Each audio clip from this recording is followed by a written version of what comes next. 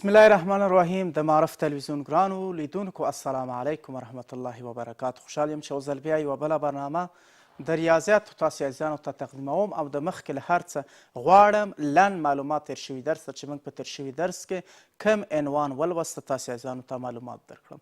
په تېر شوي درس کې ګران دوستانو مطلق اصغري او مطلق اعظمي په هکله چې څه وخت یو تابع مطلق اصغري ده او یو څه وخت تابع مطلق اعظمي ده.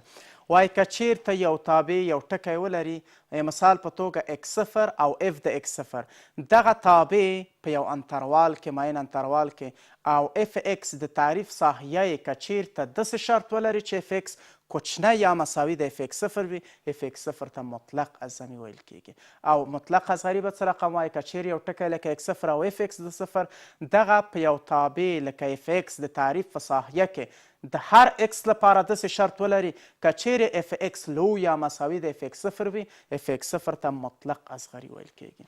په دې کې مثال هم تاسو ته دوستانو حل کړم. اوس راځو نننۍ درس ته د انعطاف د ټکي ټاکل څه رقم د انعطاف ټکی وټاکو.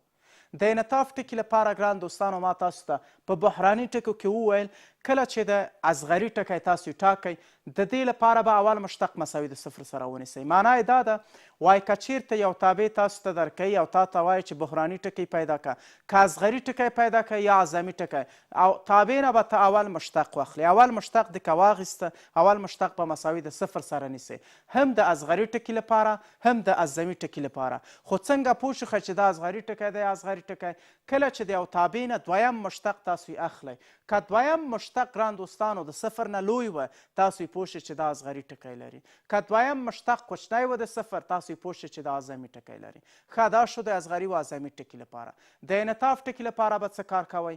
د انعطاف ټکي لپاره به داسې کار کوئ ګران دوستانو کله چې یو تابع تاسو ته درکوي د تابع نه به اول مشتق دویم مشتق یعنی دویم مشتق به اخلئ دویم مشتق به مساوي د صفر سره ونیسئ. د انعطاف ټکي ټاکلو لپاره دویم مشتق مساوي د صفر سره نیول کیږي. دوستانو څه وخت یو تابع انعطاف ټکی لري دلته به د انعطاف ټکي پیدا کولو لپاره تاسو دریم مشتق واخلئ. که چیرې د یو تابع دریم مشتق د صفر نه لوی و تاسو پوه شئ او البته وبښئ د صفر نه لوی نه وي که چیرته د تابع دریم مشتق خلاف د صفر و یعنی یو عدد وته که چیرې دریم مشتق خلاف د صفر سره وي یعنی یو عدد وي تاسو پوه شئ چې دا انعطاف ټکی لري او د انعطاف ټکي پیدا کولو لپاره دویم مشتق مساوي د صفر سره. د اصغري و اعظمي ټکي لپاره اول مشتق مساوي د صفر سره. د اصغري او د اعظمي د توپیر لپاره دویم مشتق که چیرې لوی د صفر و دا اصغري ټکی لري که کوچنی د صفر و اعظمي ټکی لري. انعطاف کې دویم مشتق اخیستل کیږي مساوي د صفر سره او چیرته که دریم مشتق خلاف د صفر وي بیا انعطاف ټکی لري. راځو د انعطاف ټکی ټاکل به تاسو ته نن د موضوع درس ده د دې په هکله به تاسو ته معلومات درکړم. د انعطاف ټکي ټاکل وګورئ دوستانو د انعطاف ټکي ټاکل څه رقم موضوع ده. وایي هغه ټکی چې منحني په هغه ټکي کې د خپل جهت ته بدلون ورکوي. ګران دوستانو که چیرې یو ټکی په هغه ټکي کې خپله منحني په همغه ټکي کې د خپل جهت ته بدلون ورکړي هغه ته وایي چې د ورکوي یعنی د مقعریت څخه محدبیت ته ځي او یا د محدبیت څخه مقعریت ته راځي. دلته موږ وایو چې ګران دوستانو دا څه شی ده دې ټکي ته د انعطاف ټکی وایي. دې ټکي ته د انعطاف ټکی وایي. ګورئ ګران دوستانو یو مثال په توګه زه یو ټکی نیسم په نظر کې لکه اکس صفر یو ټکی پکې نیسم. اکس صفر یو ټکی وي که چیرې په دغه ټکي کې منحني خپل جهت ته بدلون ورکوي خپل جهت ته څه ورکوي بدلون ورکوي یا د مقعریت څخه مقعریت دلته ګران دوستانو اصغري معنا ورکوي اصغري محدبیت څه معنا اعظمي. یو تابع ګران دوستانو په اکس صفر دا یو ټکی ده که چیرې په یو ټکي کې یو تابع لکه وای مساوي کیږي اف اکس یو تابع ده اکس صفر ټکي کې خپل جهت ته تغییر ورکړي یعنی جهت داسې وي مقعریت څخه لاړه شي محدبیت ته تبدیل شي او یا داسې وي چې د محدبیت څخه راځي مقعریت ته. په دواړو حالاتو کې دې ته د انعطاف ټکی ویل کیږي. کوم ټکي ته اکس صفر ټکي ته. تاسو متوجه اوسئ ګران دوستانو د امارکر سرپوښ یو ټکی وي دا امارکر سرپوښ یو ټکی ده په دغه ټکي کې که چیرته خپله منحني جهت په دغه ټکي کې تغییر ورکوي یا بدلون ورکوي خپل جهت ته. جهت چې بدلون ورکوي که د مقعریت څخه یعنې د اصغریت څخه اعظمي ته یا د معقریت څخه محدبیت ته خپل جهت بدلون ورکړي او یا د دې سرچپه د محدبیت څخه معقریت ته بدلون ورکړي چې دلته معقریت اصغري ده او محدبیت اعظمي ده. یعنې که چیرته دا مارکر دا سرپوښ یو ټکی وي او تابع د خپل جهت یا منحني خپل جهت په همدغه ټکي کې خپل جهت ته بدلون ورکړي. څه رقم بدلون ورکړي؟ د معقریت څخه یعنې د اصغري څخه محدبیت ته اعظمي ته او یا د اعظمي څخه معقریت ته یا د اعظمي څخه اصغریت ته. دغه ټکي ته ګران دوستانو د انعطاف ټکی وایي. د انعطاف ټکی. انعطاف ټکی به انشاءالله تاسو ګران دوستانو په ډېر ساده داسې به وایئ که چیرته یو ټکی ولرو دغه ټکی منحني خپل جهت په همدغه ټکي کې بدلون ورکوي. څه رقم بدلون ورکوي؟ د معقریت څخه محدبیت ته او یا د محدبیت څخه معقریت ته. معقریت او محدبیت به تاسو ته ووایم. معقریت چې د اصغري حالت ده او محدبیت اعظمي حالت. نو کله چې یو ټکی په هغه ټکي کې منحني تابع د خپل جهت ته بدلون ورکوي د معقریت څخه محدبیت ته راځي او یا داسې وایي چې د محدبیت څخه معقریت ته ځي. دغه ټکي ته ګران دوستانو د انعطاف ټکی وایي یا انفلاکشن ټکی وایي، انفلاکشن پوینټ وایي. یو لږ نور به معلومات تاسو ته ګران دوستانو درکړم. یو تابع څه وخت ګران دوستانو څه شی لري؟ محدبیت لري. که چیرته یو تابع محدبیت که تاسو پوهیږئ محدبیت معنای دا ده چې اعظمیت او که چیرې معقریت درته ویل معقریت معنای څه شی ده؟ معقریت معنای دا ده چې اصغري یعنی محدب اعظمي او معقریت اصغري. دلته ګران دوستانو سلاید کې متوجه اوسئ. د انعطاف ټکي ټاکل هغه ټکی چې منحني په هغه ټکي کې د خپل جهت ته بدلون ورکوي یعنې د معقریت څخه یا اصغریت څخه محدبیت ته او یا د محدبیت څخه معقریت ته. دغه ټکي ته انعطاف ټکی وایي. ګران دوستانو زه به تاسو ته یو تابع څه رقم په نظر کې ونیسم چې محدبیت یې تاسو ته در وپېژنم. متوجه اوسئ.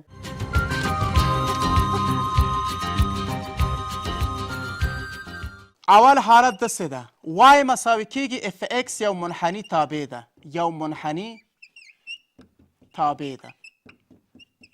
مثال په توګه وای مساوي کیږي اف ایکس یو منحني تابع ده. څه وخت دغه تابع محدبیت لري؟ دا تابع څه وخت په یو انتروال کې البته دوستانو انتروال به هیر نشي. څه وخت دغه وای مساوي کیږي منحني تابع په یو انتروال کې محدبیت لري؟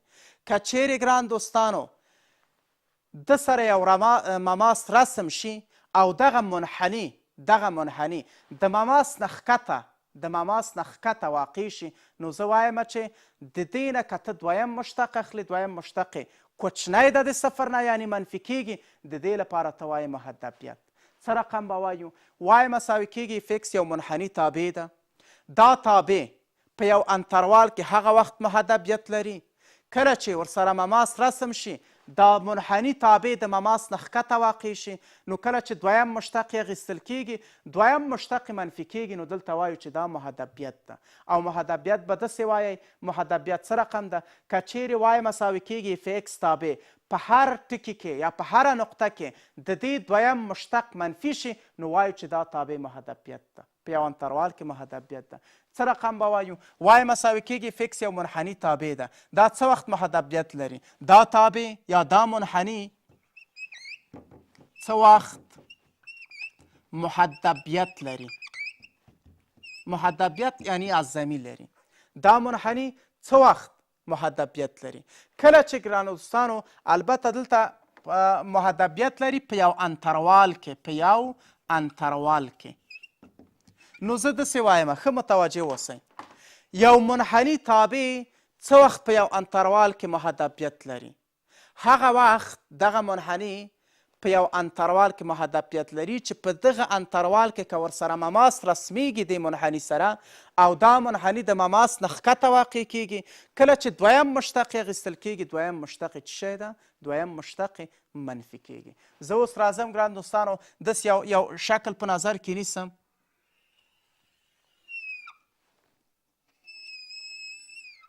دا د اکس محور، دا د وای محور. دلته یو منحني په نظر کې نیسم، دا منحني وي.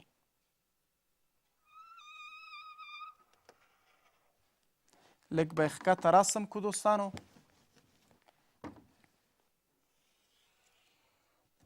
دا یو منحني ده. دې منحني ته به وای مساوي کېږي اف اکس ووایم. دا منحني تابع په یو انتروال کې، په یو انتروال کې، کوم انتروال کې؟ مثال په توګه په دغه انتروال کې یو ټکی ای وي او بل ټکی څه شی وي؟ بي وي. په دغه انتروال کې ګران دوستانو دا څه وخت محدبیت لري؟ کله چې په دغه انتروال کې د سره یو مماس رسم شي. چې شی رسم شي؟ یو مماس رسم شي. او دا مماس چې رسمیږي، که چیرته دا د اکس محور دې طرف ته منفي وي، دلته یوه زاویه جوړوي ای زاویه. دلته ګورئ ګران دوستانو، دلته مماس رسم شو ورسره. دې منحني سره چې ما دغه منحني داسې په نظر کې نیولې چې دا منحني څه وخت محدبیت لري؟ په یو انتروال کې څه وخت محدبیت لري؟ که چیرې دا منحني ګران دوستانو هغه وخت محدبیت لري په یو انتروال کې، لکه ای او بي انتروال ده، فاصله ده، نو دغه منحني څه وخت محدبیت لري په یو انتروال کې؟ ښه متوجه اوسئ ما خبرو ته دوستانو. وای مساوي کېږي اف اکس یو منحني تابع ده. دا په یو انتروال کې لکه ای او بي انتروال کې څه وخت محدبیت لري؟ که چیرې په همدغه انتروال کې، په ای او بي انتروال کې د سره یو مماس رسم شي، مماس رسم شي او دا تابع، دا تابع مثال په توګه دا مماس ده، دا مارکر مالاس دغه منحني وي. کله چې د منحني سره دا مماس رسمیږي او منحني د مماس نه ښکته واقع کېږي، تاسو که د دې نه، د دې تابع نه، د دې منحني نه مشتق اخلئ، د دې دویم مشتق د صفر نه څه راځي؟ کوچنی راځي، یعنې منفي کېږي. نو زه وایم چې دغه تابع په یو بي انتروال کې محدبیت لري. که چیرته ګران دوستانو یو ځل به بیا تاسو ته وایم، وای مساوي کېږي اف اکس یو منحني تابع ده. دا په یو انتروال کې څه وخت محدبیت لري؟ کله چې په همدغه انتروال کې ورسره یو مماس رسم شي. کله چې مماس رسم شه او دا تابع د مماس نه ښکته واقع شي، لکه دلته ګورئ دا منحني د مماس نه ښکته واقع شوې ده، دا خو مماس ده، دا مماس ده، د دې مماس نوم به ال کېدم، په ټي ټکي کې ورسره مماس ده. دا منحني تاسې ګورئ د مماس نه ښکته واقع ده که نه؟ هو واقع ده، د مماس نه ښکته واقع ده. نو دغه منحني چې د مماس نه ښکته واقع کېږي، د دې دویم مشتق منفي کېږي. نو دویم مشتق چې منفي شه، دا تابع په همدغه انتروال کې محدبیت لري. نو څه وخت به یو تابع محدبیت لري؟ کله چې یو تابع وای مساوي کېږي اف اکس منحني یو تابع، د دې تابع په هر ټکي کې یا په هر نقطه کې دویم مشتق منفي شي یا د صفر نه کوچنی شي، وبخښئ البته منفي نه شي، د صفر نه کوچنی شي، نو موږ وایو چې دغه تابع محدبیت لري. نو داسې لیکم وای مساوي کېږي اف اکس تابع، اف اکس تابع، اف اکس تابع، اف اکس تابع یا منحني تابع، اف اکس منحني تابع، البته منحني تابع په هره نقطه کې، په هره نقطه کې دوهم مشتق یې، یعنی دویم مشتق صفر نه کوچنی وي، منفي شي، نو تابع په هماغه انتروال کې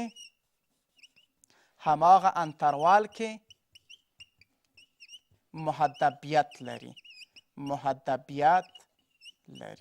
دا اوس ګران دوستانو ما ډېر په ساده ډول تاسو ته ووایم. یو ځل به بیا تاسو ته ووایم ګران دوستانو، وای مساوي کېږي اف اکس یو منحني تابع ده. دا په یو انتروال کې څه وخت محدبیت لري؟ کله چې همدغه منحني تابع هغه وخت محدبیت لري که چیرې په همدغه انتروال کې ورسره یو مماس رسم شي.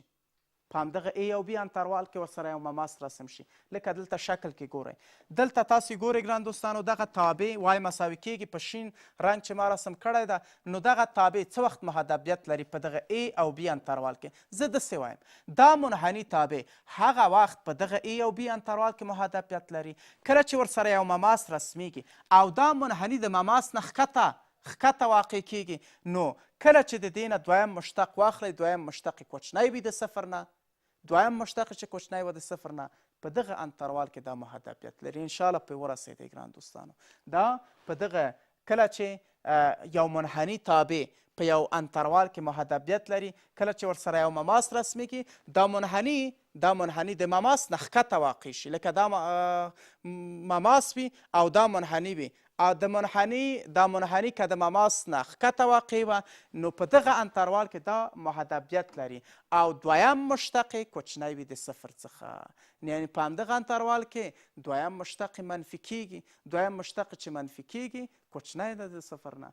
نو داسې وایو وای مساوي کېږي فکس تابع یا منحني تابع په یو انتروال کې هغه وخت محدبیت لري کله چې په هره ټکي کې یا په هره نقطه کې د دې منحني دویم مشتق واخیستل شي، دویم مشتق منفي شي، نو موږ وایو چې دا تابع محدبیت لري. راځو معقریت ته.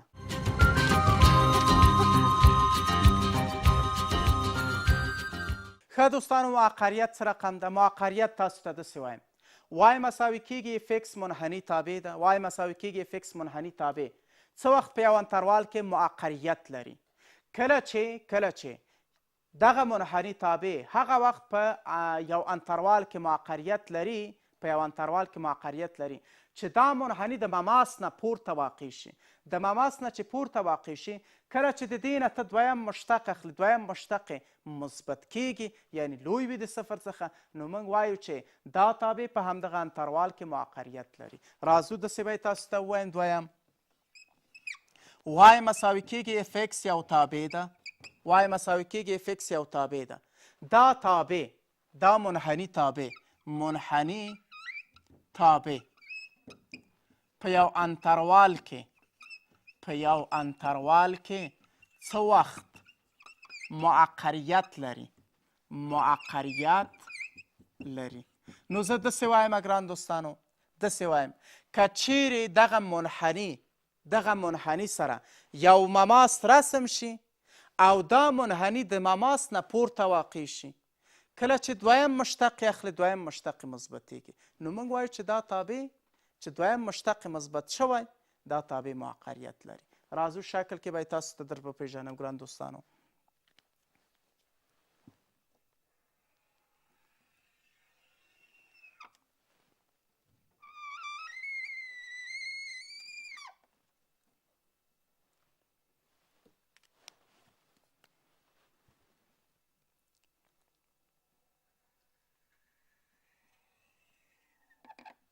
دا یو منحني ده، د دې منحني نوم به کېدم وای مساوي کېږي اف اکس.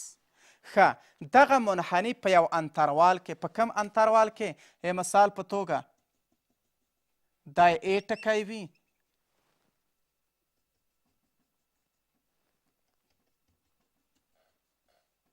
او دا بي ټکی وي، ای ټکی او بي ټکی. دا څه وخت دا معقریت لري؟ ګورئ ګران دوستانو، دا یو منحني تابع ده. ښه، منحني تابع خو ده په ای او بي انتروال کې څه وخت معقریت لري؟ نو زه داسې ډېر اسانه تاسو ته وایم دا منحني تابع په ای او بي انتروال کې څه وخت معقریت لري؟ کله چې د سره مماس رسم شي. دا یو مماس به ورسره رسم کم،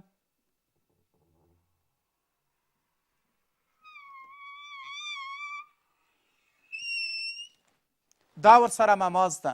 دغه ټکي ته چې دسکې مماس ده، دې ټکي ته به ټي وایم او د مماس خط ته به ال وایم. دلته م یوه زاویه جوړوي، زاویې نوم به الفا کېدم. اوس تاسو ګورئ، متوجه اوسئ دوستانو، دلته دا محور خو پوهېږئ چې اکس محور ده او دا محور د څه شي محور ده؟ د وای محور ده. اوس دوستانو متوجه اوسئ، ما یو منحني په نظر کې ونیوه، دغه منحني ده. تاسو ګورئ چې دا منحني به زه لږ روښانه کم چې تاسو ته ښه معلوم شي.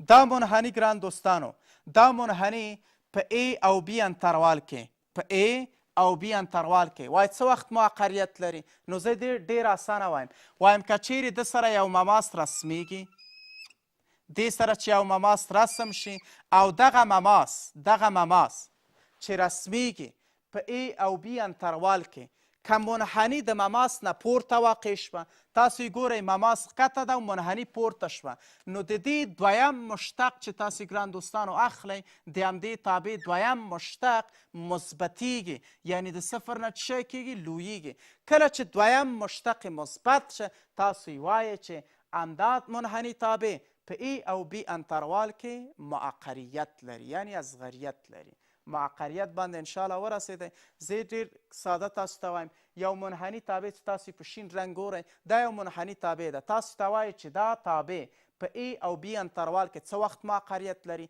نو ته به داسې وایي که چېرته ده سره یو مماس رسم کړم کله چې د ورسره مماس رسم که دا منحني د مماس نه پورته واقع شوه کله چې پورته واقع کیږي نو وایي چې دا منحني په A او B انتروال کې معقریت لري ولې د دې دویم مشتق مثبتیږي دویم مشتق چې شی کیږي دویم مشتق چې مثبت شه نو ته ووایه چې دا تابع معقریت لري ګورئ ګران دوستانو دا مماس ده ورسره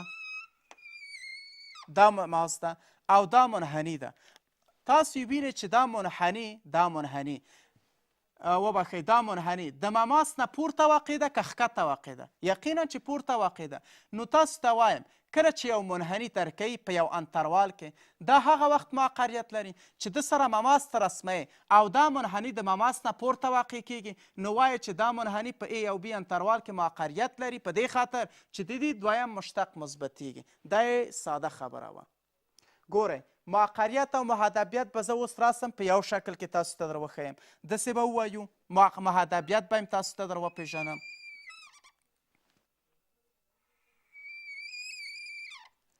دلته د اکس محور دا هم د وای محور وي د وای محور دلته یو منحني مثال په توګه داسې رسموم دا یو منحني ده وای مساوي کیږي اف اکس او دغه منحني ګران دوستانو په A او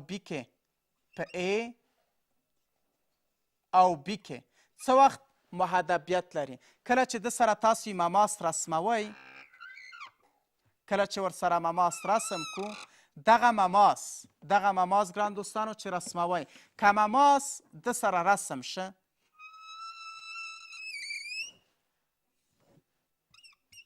مماس رسم شه دغه ټکی ته مماس اوس تاسو یې ګورئ دغه په شین رنګ چې ما رسم کړی ده دغه یو منحني ده ګران دوستانو دا منحني تاسو وینئ په دغه ټکي کې د تور خط سره مماس ده نو معقریت او محدبیت به زه تاسو په دغه شکل کې در وښیم څه وخت یو تابع معقریت لري څه وخت محدبیت لري په یو انتروال کې که چیرې دوستانو یو منحني تابع تاسو ته درکوي په یو انتروال کې لکه A او B انتروال کې دا هغه وخت محدبیت لري کله چې د سره مماس رسمیږي دا منحني د مماس نه ښکته واقع شي تاسو یې ګورئ دا مماس دا منحني ښکته واقع شوی نو تاسو یې ووایئ چې دا منحني A او B کې دا محدبیت لري یعنی څه کله چې د دې نه دویم مشتق تاسو یې اخلئ دویم مشتق د ده منفي کیږي یعنی کوچنی کیږي د صفر څخه چې منفي شه دا محدبیت لري ښه معقریت هم څه رقم ووایه یو منحني تابع په A او B کې څه وخت معقریت لري کله چې ورسره مماس رسم کوي لکه دا تور خط چې مماس ده دا یې مماس نه پورته واقع شي د مماس نه چې پورته واقع شي وایو دا منحني په A او B انتروال کې معقریت لري معنا یې دا ده چې کله د دې نه دویم مشتق اخلئ دویم مشتق مثبتیږي چې دویم مشتق مثبت شه معقریت لري نو انشاءالله په ده خو پوه شوئ معقریت او محدبیت باندې که یو منحني تابع په یو انتروال کې تاسو ته درکوي څه وخت محدبیت لري؟ کله چې ورسره مماس رسم کوئ دا منحني د مماس نه ښکته واقع شي. دلته که دویم مشتق اخلئ دویم مشتق منفي کېږي نو تاسې به وایي محدبیت. او معقریت داسې ده کله چې یو تابع وای مساوي کېږي اف ایکس منحني تابع، کله چې دا په یو انتروال کې معقریت لري که ورسره مماس رسمیږي د مماس نه څه شی پورته واقع شي نو دا په ای او بي انتروال کې معقریت لري. معقریت په دې خاطر لري چې دویم مشتق مثبتیږي. دا و ګران دوستانو د معقریت او محدبیت په هکله. یعنی که چیرې وای مساوي کېږي اف ایکس تابع اف ایکس منحني تابع په هره نقطه کې د دې نه دویم مشتق واخلي. که دویم مشتق یې منفي شه دا محدبیت ده. که چیرې وای مساوي کېږي اف ایکس تابع منحني تابع په هره نقطه کې د دې نه دویم مشتق واخیستل شي که دویم مشتق مثبت شه نو دا معقریت لري. راځو یو مثال ته مثال په سلایډ کې وګورئ. مثال داسې ده ګران دوستانو وای د اف ایکس مساوي کېږي ایکس مربع منفي 5 ایکس مثبت 4 ګراف رسم او معقریت محدب پکې تحقیق کړئ. یو تابع ماته راکړې پولینومیالي تابع ده ایکس مربع منفي 5 ایکس مثبت 4 و اف ایکس مساوي کېږي ایکس مربع منفي 5 ایکس مثبت 4. د دې ګراف رسم کوئ. د دې ګراف د چې رسم که بیا به څه کار وکړئ معقریت او محدبیت پکې تحقیق کړئ. نو زه ګران دوستانو دا څه رقم په نظر کې نیسم د وای او ایکس ټکي تقاطع به پیدا کوئ. متوجه اوسئ.